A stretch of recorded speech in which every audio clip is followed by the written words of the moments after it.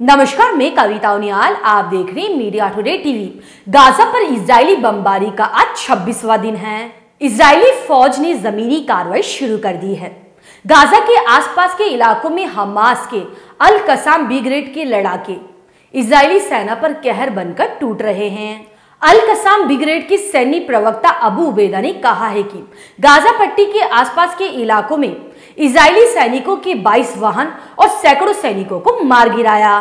वहीं इजरायली सेना ने हमास के साथ जमीनी भिड़ंत में 11 सैनिकों के मारे जाने की पुष्टि की है। हमास के प्रवक्ता अबू उबैदा ने पहली बार युद्ध में नए हथियार शामिल करने की पुष्टि की। टैंकों के खिलाफ एंटी टैंक मिसाइलें और समुद्री हमलों से निपटने के लिए टारपीडो का इस्तेमाल किया गया। उन्होंने जोर देकर कहा कि ये हमारे रक्षा अभियान की शुरुआत है, अभी तो बहुत कुछ बाकी है। गाजा इजरायली फौजियों का कब्रिस्तान बनेगा और अंत में इजरायली सेना को घुटने टेकने पड़ेंगे। हम नेतन्याहू को अच्छी खबर देते हैं कि गाजा का युद्ध उनकी राजनीति को खत्म कर देगा। इजराइल ने कल ऐलान किया था कि उन्होंने हमास की कैद से एक महिला सैनिक को छुड़ा लिया है। इसके लिए इजरायली प्रधानमंत्री नेतन्याहू ने बाकायदा फौजियों को मुबारकबाद दी थी। इस घटना पर अबू उबैदा ने कहा है कि हमारी कैद से दुश्मन किसी को नहीं छुड़ा पाया। दुश्मन अल कसाम ब्रिगेड में हमारे किसी भी कैदी तक नहीं पहुंचा।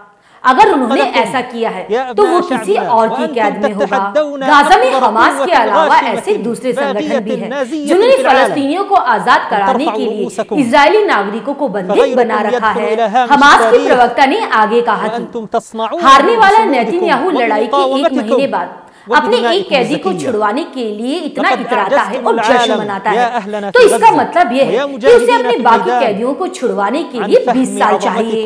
अबू उबैदा ने अपने बयान में कहा कि कतर और मिस्र की मध्यस्थता से हम विदेशी कैदियों को रिहा कर रहे हैं। हमें उन्हें गाजा में और हिरासत में रखने की जरूरत नहीं है। वहीं दूसरी तरफ अमेरिका में मुस्लिम मतदाताओं ने बाइडेन के खिलाफ मोर्चा खोल दिया है। इजराइल हमास युद्ध की आग अगले साल अमेरिका में होने वाले राष्ट्रपति चुनाव तक जा पहुंची है। अमेरिकी मुसलमानों ने 2 टूक लहजे में कहा है कि अगर राष्ट्रपति जो बाइडेन गाजा पट्टी में युद्ध विराम की तत्काल पहल नहीं करते हैं तो 2024 के राष्ट्रपति चुनाव में उन्हें वोट देने और चंदा देने से रोकने के लिए लाखों मुस्लिम वोट एकजुट होंगे।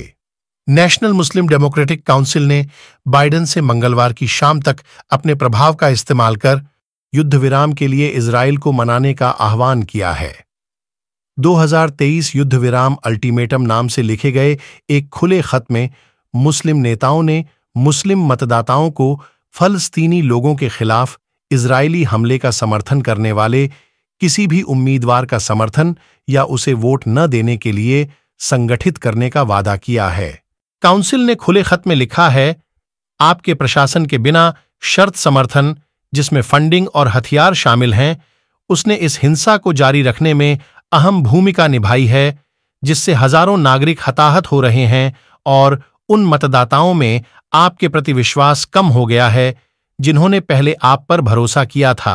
अगर आपको न्यूज अच्छी लगे तो न्यूज को लाइक करें। अगर आप हमारे चैनल पर नए हैं तो हमारे मीडिया टुडे टीवी चैनल को सब्सक्राइब करें और हाँ, बेल आइकन को जरूर प्रेस करें ताकि मेरी न्यूज सबसे पहले आप तक पहुंचे। अब मैं आपको जल्दी अगली अपडेट के साथ मिलूंगी। शुक्रिया।